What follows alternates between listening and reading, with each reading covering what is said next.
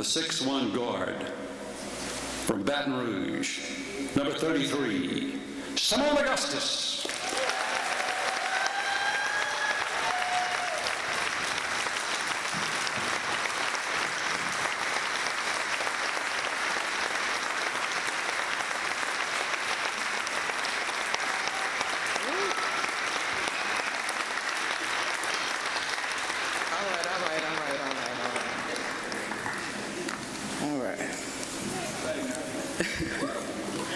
Let the church say amen. Amen.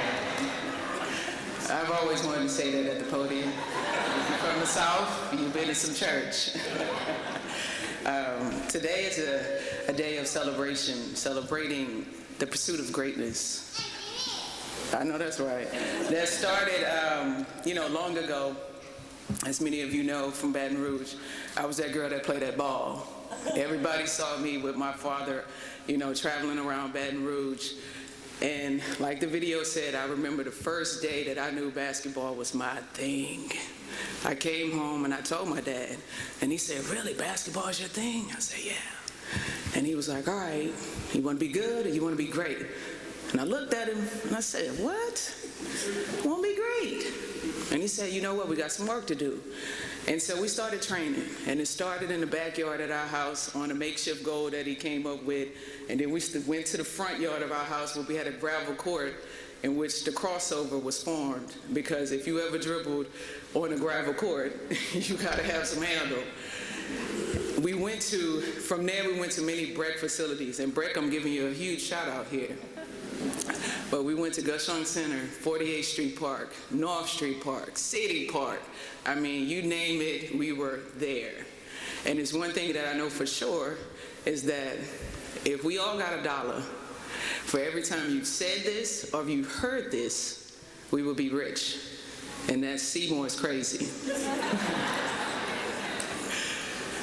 But what I've learned in life is that there's a fine line between genius and crazy. And I think standing here today would signal that he was more genius than he was crazy.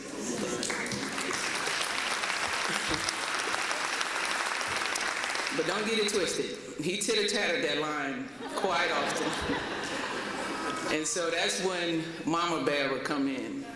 And she would swing that back porch door open, and she'd say, "Seymour, leave that girl alone." Because we were outside bumping heads about how many more threes I'm going to take, how many more jumpers I'm going to make, how many more free throws I'm going to do.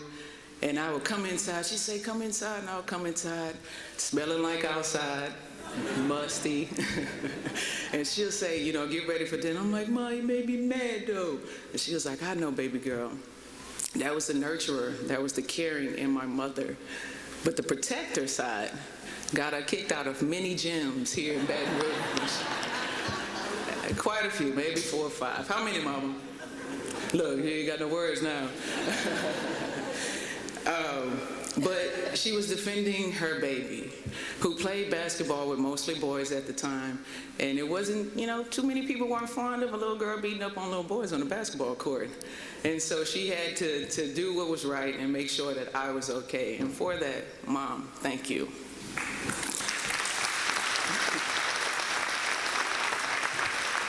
As I think during my training, my dad would always make this one statement every time I did, made the right amount of shots or made the perfect move. He would say, "You the best in the world that I know." And I'm like, make another jumper. "You the best in the world that I know." Make another dribble move. "You the best in the world that I know." But what I didn't understand that I understand now was he was conditioning me to believe that I was the best in the world. And so, in the words of Tupac, what I had in my household was real models, not role models. I had people or parents who showed me what hard work, perseverance, and sacrifice was right in my household. And that's the discipline that you need in order to pursue greatness. And so as I gathered from those examples, I started my journey off into the world. Starting at Greenville Elementary School, Capital Middle School, and as mentioned before, Capital High School, where I didn't, until recently, realize that we only lost 7 games in 4 years. Yeah, that's what I said. I was like, what? The same thing I said. And so, when I think back on those times, we used to play 7 o'clock games and people would show up at 2:30 just to get a seat in the gym. Most games, or most times when girls play on the same day with the boys, the girls play first and then the boys. Well, it was reverse when we played. The boys played before us, so they played on another day. And that's the joy in this process, because so many, amazing women helped me on this journey. And I don't even know if my lady, let me see if I got some Capital High people in here. Wait. Hold on. What's the sound when you want to get loose? Okay. All right. They in here. But what I didn't know was that journey was going to prepare me for a choice that I had to make, that my parents said, you were going to make this choice on your own. They said, Jesus, take the wheel. They said choice, not chance, is what determines human destiny. And I had one of the biggest choices of my life to make.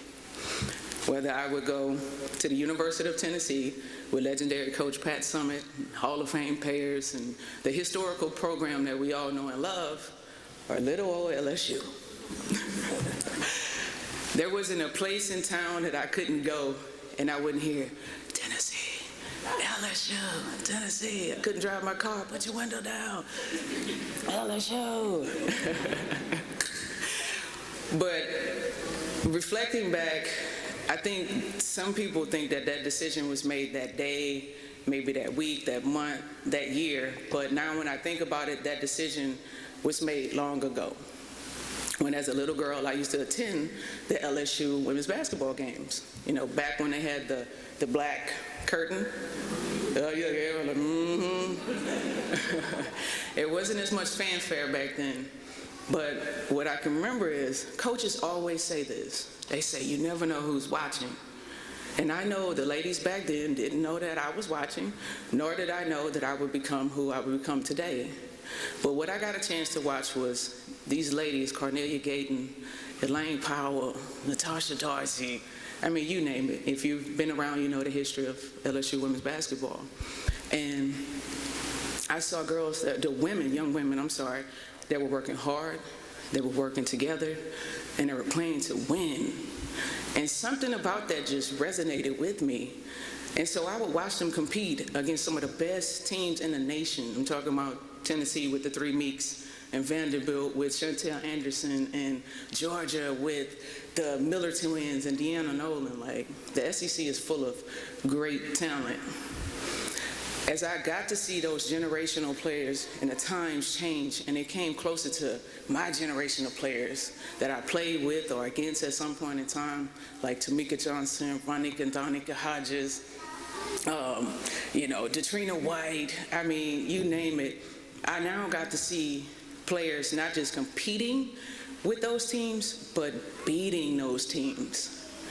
And so a thought came to my mind, like, do you think we can get there if I went here?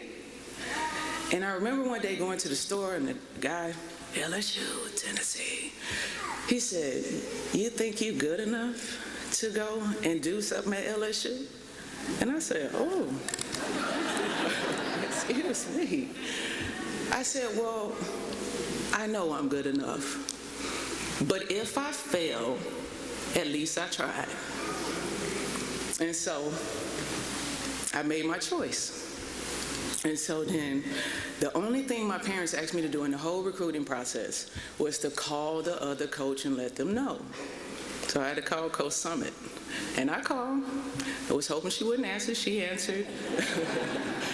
She answered, and I told her I would be attending LSU. And she knew. I could tell in her voice that she knew. And she said, good luck, and I'll see you soon. But see, that I'll see you soon had a different tone to it. So I knew what she meant when she said, I'll see you soon. I knew that it was going to be a hard road. and she was going to be the competitor that we've all known and loved. And so I headed off to LSU, 10 minutes away. And Coach Skip Bergman said, "This is the most important recruit in school history." Okay, there goes some motivation. Expectations were extremely high. But what I didn't account for was that I had teammates that understood that those expectations fell upon them as well. And so if I fell, we all fell. And they wasn't about to let that happen. It was only a few times here at LSU where I thought about getting in my car and going 10 minutes back home. And it was mostly on conditioning days. I remember the first day of conditioning we had over at the indoor football field, and we had to do a suicide. If you know what a suicide is, ask somebody in the crowd what a suicide is. It was timed. And I was like, Jesus, Mary, and Joseph, what am I doing? The second day, or the second time, was right here on the track field. Right next door, we had 24 100-yard sprints. I did 22, I dropped out. I said, oh no, I can't do it. And Meek, I see you here, Meek. Meek, remember, Meek came, she said, Mom, you got it, baby. You only got to do 2. Now, Meek had already finished her 24. But she came down to lift me up. And she ran the last 2 with me and helped me through that day. The next time, I'm going to see if Coach Stark remember this one. Tilly Willis, we were running sidelines, and Tilly Willis decided she didn't want to touch the line. And all I could hear was Bob saying, again, again. And I was like, looked over at Meek. I was like, if Bob say again, I'm going to get in my car, and I'm going home. Needless to say, we finished today, and here we are. The last time, it's Natasha Darcy in here. Stand up, Darcy. It's Natasha Darcy. So, give us some love, give us some love. You can sit down, Darcy. Look, Darcy's so scared. Sorry. Back then, when we would do drills or anything pertaining to practice or conditioning, if you completed it or mastered it, then they would name the drill after you. So Darcy had a drill. And I was excited about the drill because I grew up watching Darcy. So I'm like, oh, Darcy drill, we're going to shoot some free throws. We're going to, you know. Well, Darcy drill was a ladder drill. It was a sprint. On the basketball court, down and back was 1. You had to go up to 7 and come back down to 1. And I said, I know Darcy did not do that to us. You know what? When I see Darcy, we're going to move some furniture around here. Needless to say, I got through that day. Those were the more challenging times that I had here at LSU. The good times and the loving times, the times that were surrounded in family, was surrounded around Coach Gunner and her moments at her house and the words that she shared with us as we were preparing to become young ladies, and how she prepared us, how hard she was on us about just the small things, what you wore. This was back when you couldn't wear team sweats and you had to actually put on business casual to travel. I just remember going to Coach Gunner's house, watching the Roy Jones Jr. fight. And we broke college students. We didn't have the NIL deals like they have today. So we would purposely go to her house so she could pay for it. And she was, a lot older. And so when we finished watching the fight, she's like, lock my door when you leave my house. Like, all right, Coach. But the best thing, I miss Coach Gunner for a lot of reasons. But the most important reason is that breakfast she used to make. That was some of the best breakfast that I've ever had in my life. But us being around each other was some of the most cherishable moments that we've shared. The other thing that I figured out while I was here was that I could have been a founder of Uber. I was one of very few people on the team that had a car. So my teammates would often call me and say, Mom, you take me to run some errands, Jack in the Box, Mr. Getty's, McDonald's. And I say, you got some gas money? And they were like, yeah, I got some gas money. And so I would take them to run errands and so on and so forth. Now that I'm grown, I could tell this story. On some lucky nights, I would get a phone call from one of my teammates, Donika Hodges. She'd say, Mom, you take me to the boat? I say, yeah, Don, you got some gas money? She said, yeah, I'm gonna get you some gas money. So I take her down to the boat. For the people that's not from here, ask somebody in the crowd what the boat is. I took her down to the boat. Sometimes it'll be an hour, sometimes it'll be a half an hour.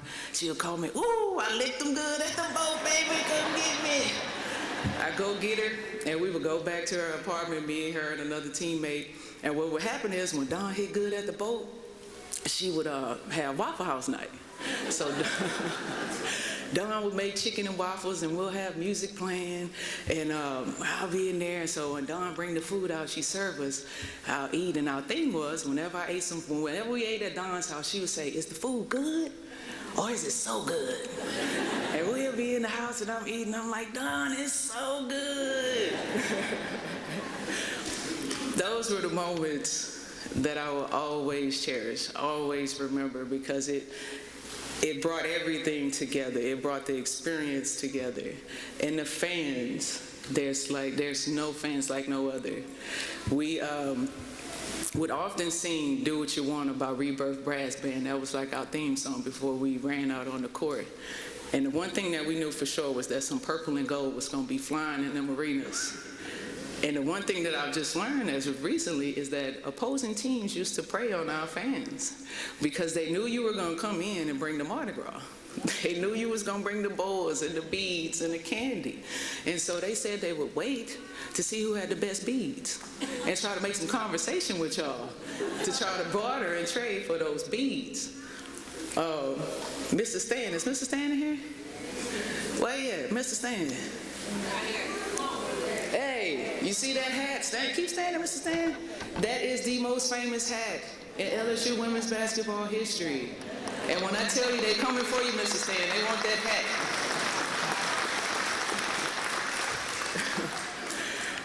Oh, man.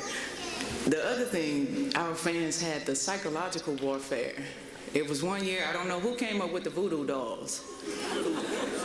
Somebody came up with the voodoo dolls, and baby, they were sticking them dolls in that stand. Y'all scared the crap out of some people. They still ask about them dolls to this day. Y'all still got them dolls? I'm like, yeah, we got them dolls. So Coach Smokey, where you at? Where you at, baby? If you ever need some psychological war, tell the Fast Break Club. They still got them dolls back there. Oh, man. But I just want to say it's been amazing, even to see Coach Skip Bourbon's wife do a second line after we reached one of the Final Fours one year. But the fans have always been amazing at making this experience great. Even the tailgates. I don't know, we still do the tailgates? Or we need to crank that back up? Because that was the one time we knew it was going to eat good. We was broke college students, so them plates went a long way. Them plates went a long way. Also, with Martin Luther King Day tomorrow and everything surrounding it, I learned a lot here at LSU. I had quite a few elders that spoke to me while I was here. And I had one elderly guy that came up to me. He was like, you know what? Baby, if it wasn't for you, I don't know if I ever would have came down here. And I said, huh? And it didn't dawn on me the history of just life and, you know, struggles, trials, tribulations. And there were people that were fighting for me to have this moment that some are here with us today and some are now ancestors. And I never take for granted a day while I'm standing here and what that means to so many people that look just like me. So I just want to say thank you.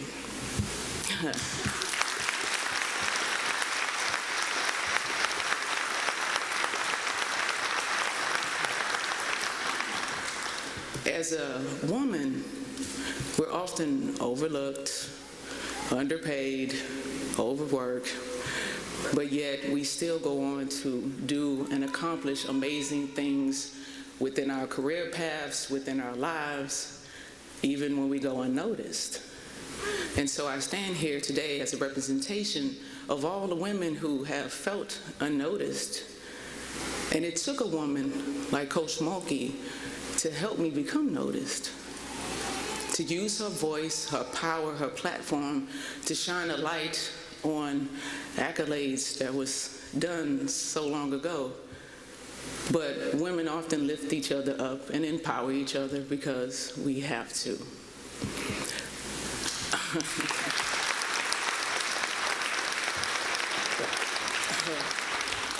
Now I'm gonna give myself a little plug here. We have a book out. I have a book out right now. It's called Hoop Muses. Myself, Kay Fagan, and Sophia Chang came up with this idea to, put together women's basketball history. And it details women's basketball from the time that Dr. Naismith invented it, and the fight and the struggle that women have had to be a part of this game. And I didn't know, as we was going through this book, the amount of history that, some women that were so passionate to keep this alive had to deal with the restrictions and the limitations. Because for so long, basketball wasn't deemed ladylike. You wasn't supposed to run, you wasn't supposed to jump, you wasn't supposed to sweat. Depending on where you lived, whether the West Coast or the East Coast or the Midwest or down South, rules were different. How many passes you can make, how many dribbles you can make, how many moves, what side of the court you could play on. But they had women who felt like I felt about basketball and said it needed to be here and stay here for someone to pass the torch, for this game to evolve and this game to grow. And now we talk and we have conversations about Nancy Lieberman signing the first $100,000 contract, or what it meant to have the UConn-Tennessee rivalry, or what Louisiana Tech and Coach Mulkey and Leon Ballmore meant to women's basketball history, and the fight and the perseverance that women throughout our game have had to endure for me to be standing right here. And so that makes me even more thankful, because my little legacy is now a part of that book as an example of what can happen when we continue to fight and continue to do the things necessary to move the needle forward in our game. I know the Lady Tigers aren't in here, but they're doing an amazing job of continuing that fight. They 17-0 right now. Coach Morgan, I'm hoping 18-0 after today.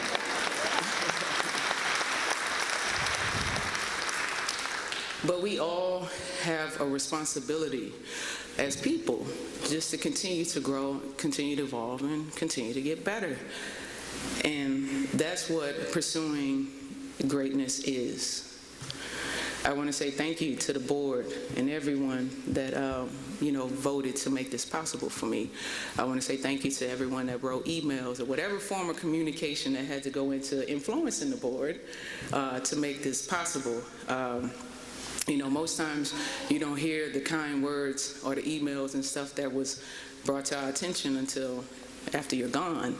And it was great to be able to pass that on to my parents, because I joke with them often. I'm like, so when you had me, did you know how to parent? Did you read the baby books? Like, we ain't read no baby books. But this definitely, obviously gives them an idea of what great parenting they did with the words, the kind words that people had to say about what I've done and who I am as a person. So thank you to everyone.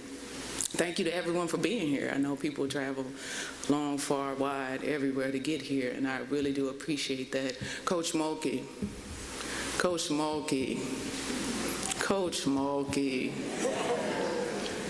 thank you. Y'all see how fast she hung that phone up on that thing, huh? She come in, hey, baby, you gonna get that statue? I say, thank you, Coach Mulkey. I started crying, she hung that phone up. Thank you, Coach Mulkey. I don't have enough thank yous to give you: balloons, flowers. You don't know what you've done for myself, my family, the community, this university. In just such a short period of time, you've turned this program around. And I just want to say thank you.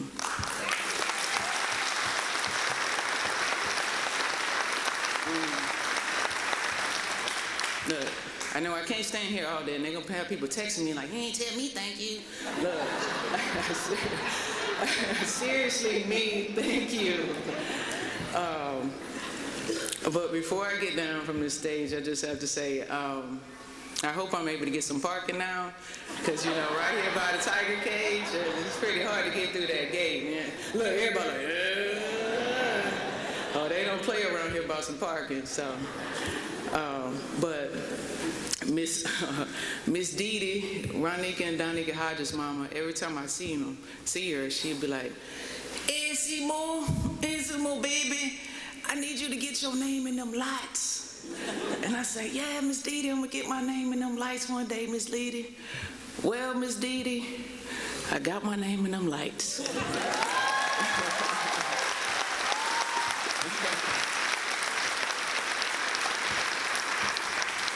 And I hope I've made you all proud. To my Baton Rouge family, my LSU family, my Louisiana family, I love you and thank you.